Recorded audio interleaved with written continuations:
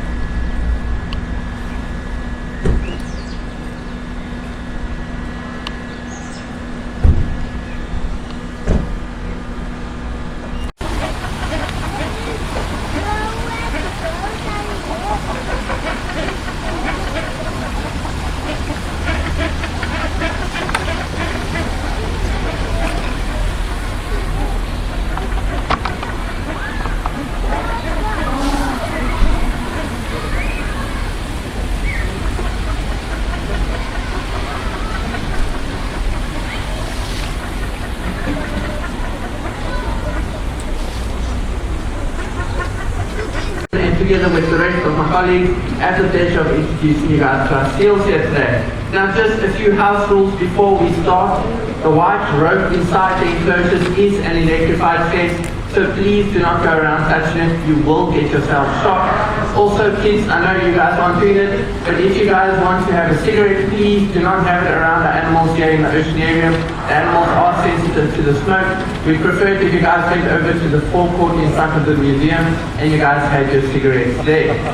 One last rule, and that is the front railing is for the seals, it's not for the kids. So guys, please, the seal does come up onto the front railing. Don't come rushing forward and don't get a fight when the seal comes up. He is very, very good. Okay, we're just going to wait for everyone to get seated quickly.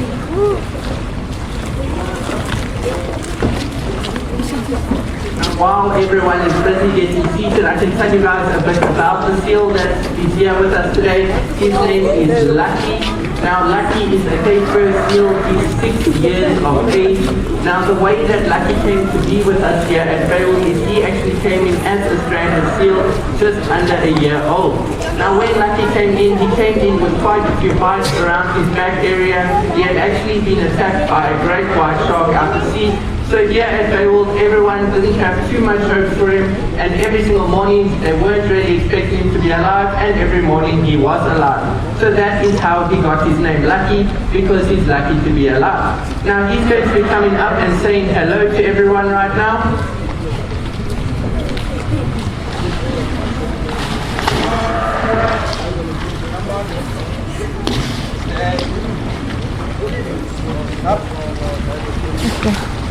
Oi, Christian, come on, Christian, hold it, good, is it, good,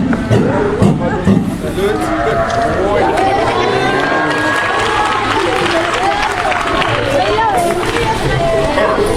So that is Lucky, 6 years old, guys.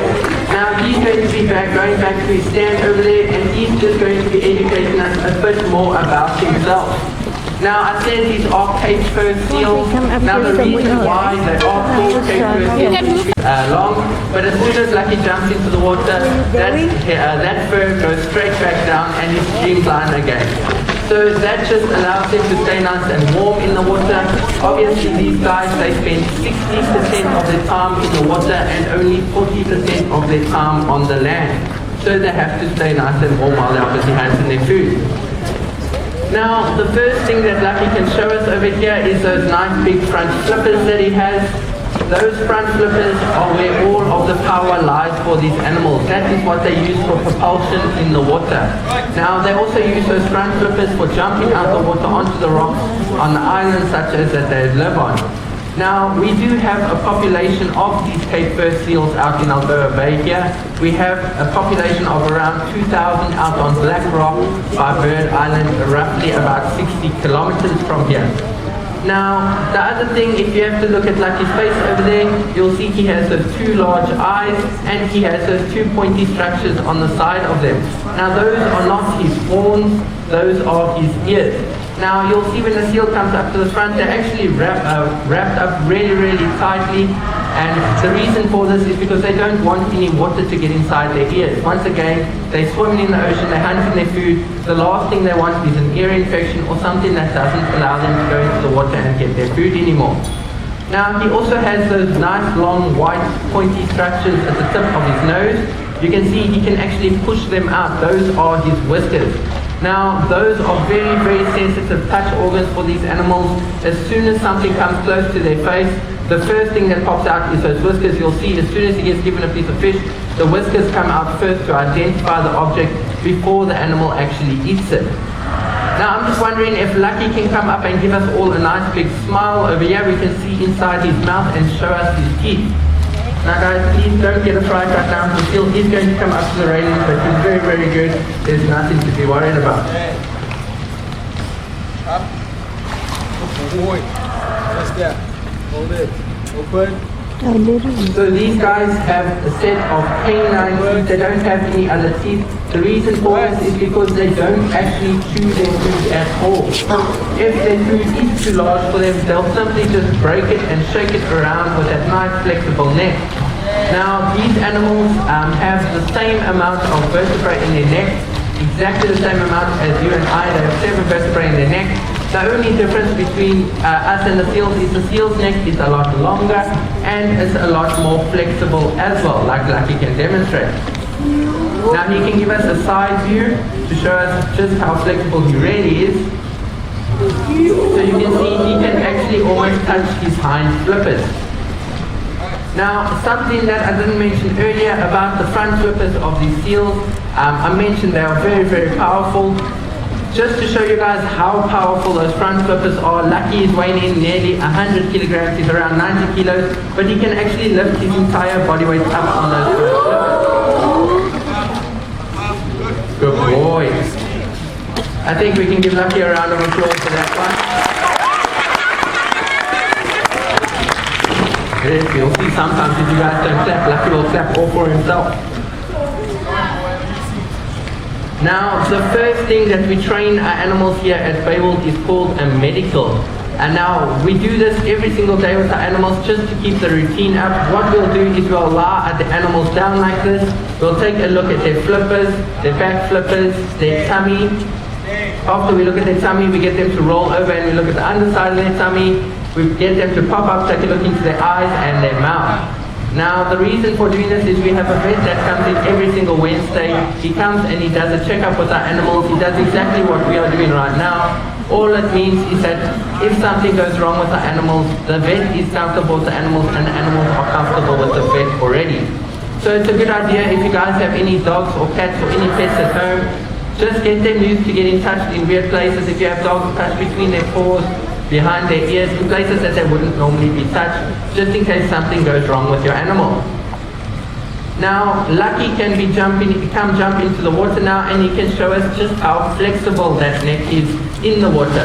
You'll see this is one of the reasons why Lucky was able to get away from his great white shark that tried to get rid of him. He can actually do backflips in the water.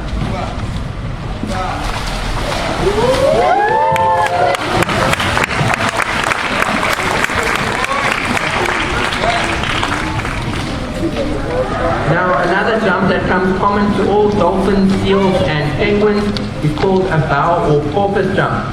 Now, these animals will take a nice big breath of air while they're on the surface of the water. You'll see now the reason that they are busy jumping through the air instead of traveling through the water is because air is less resistant than the water, so they are able to travel a much further distance in a much shorter time. So they'll be using that jump while they are busy traveling to their feeding grounds and to other areas. Does Lucky want to clap for himself again?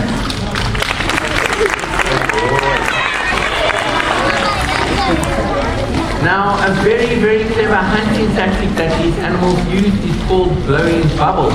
What these animals will do is they can dive down to up to 200 meters. Generally, they'll be feeding around 30 to 50 meters in the rocky outcrop. They'll feed on fish, crabs, crayfish, pretty much anything that they can get their hands on. Now, while the crabs or crayfish are sitting inside the rock crevices, the seals will go down to these rock crevices. They'll take a nice deep breath at the surface, and they'll blow bubbles into these rock crevices. The fish or crab or crayfish gets a fright and it comes out the rock, and the seal will get a nice tasty treat. Now, we don't have any rock crevices here in our pool, but we do have Lucky's little trusty blue bowl over there that he loves to blow bubbles in, so he can demonstrate just how he blows those bubbles for us.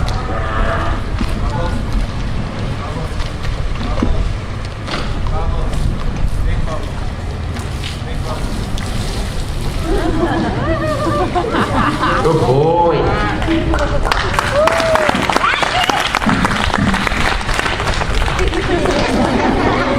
Now, this does bring us onto something a bit more sad, and that is our effects on our oceans.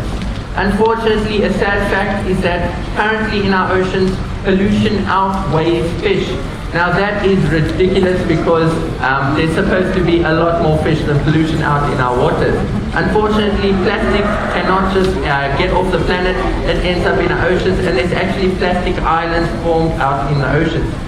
So here with Bayworld, we are an open air facility. We have plastic pollution, chip packets, bottles blowing into our pools all the time. So our animals have to be trained that they aren't actually allowed to eat it, and it's not food. So here, what we've done with the animals is they know to either bring it to us or throw it in the bin. So little Barlow is going to be a bit of a litter bug over there, and Lucky is going to be showing us exactly where it belongs.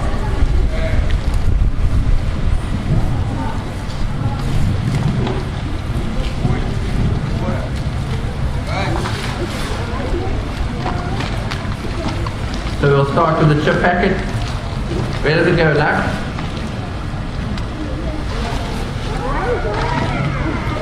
In the burn, good boy. We're going to try one more time.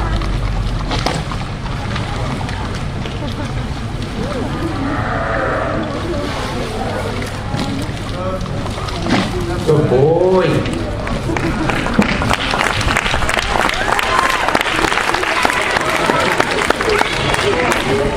So guys, Lucky, I said Lucky is 6 years old. Now if we can train a 6-year-old seal to throw litter into the bin, then what's stopping you and I from throwing litter into the bin? If we can pick up just one packet a day from the beaches or anywhere, we could be saving one animal's life a day. A piece of plastic the size of your fingernail is big enough to actually go into the animal's guts and cause a blockage, and like Lucky can demonstrate, the animals can actually die a slow and painful death. Good boy.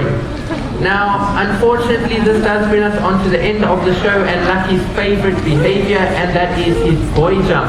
Now, we are going to need your guys' help for this. I know your teachers have told you guys to all keep very, very quiet, but this is the one part of the show you guys are allowed to make as much noise as possible. We're going to be asking Lucky to go touch the white boy over there with his nose. What we want from you guys is, if he does not touch the boy, if he misses it, we want you guys to remain absolutely quiet so he knows he has done it right. But if he touches the boy, we want you guys to make as much noise as possible. Has everyone got it? Yeah. Okay, let's see if Lucky's got it.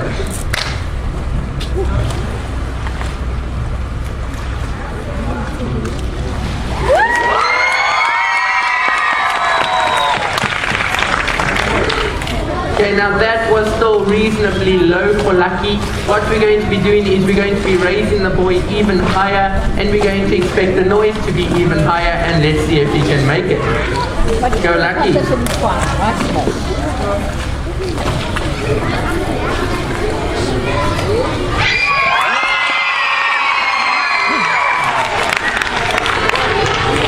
Okay guys, so Lucky is going to be coming up. Unfortunately, that is the end of the show, but it's not all from us. Directly after this, we will be moving over to the other seal pool, and we'll be telling you guys about the rest of the seals, and after that there will also be a penguin feed and talk. So Lucky's just going to be coming up and saying goodbye to everyone. Up. What's that? Open.